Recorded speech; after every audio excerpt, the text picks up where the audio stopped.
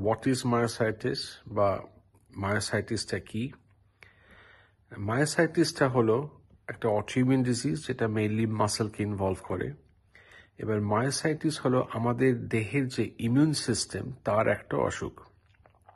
আমাদের ইমিউন সিস্টেমের মধ্যে যে সেলসগুলো আছে বা কোষগুলো আছে তার প্রধান কাজ হলো আমাদের যে সেলফ অ্যান্টিজেন মানে নিজস্বতা বা একটা নন সেলফ অ্যান্টিজেন মানে একটা ফরেন বডি বা ফরেন অ্যান্টিজেন সেটাকে ডিফারেন্সিয়েট করা, বা ফরেন অ্যান্টিজেন মানে যেগুলো ব্যাকটেরিয়া, ভাইরাস, ক্যান্সার সেলস তার এগেইনস্টে কাজ করা।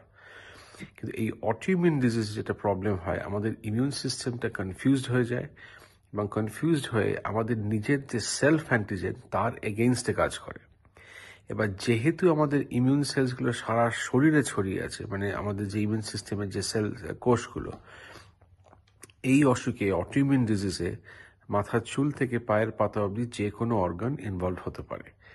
এবার এই মায়োসাইটিস বা ডার্মাটোমায়োসাইটিস বা পলিমায়োসাইটিস এইসব অসুখে মেইনলি মাসেলটা ইনভলভ হয়, কিন্তু তাছাড়াও বিভিন্ন অর্গান এর সাথে ইনভলভ হতে পারে।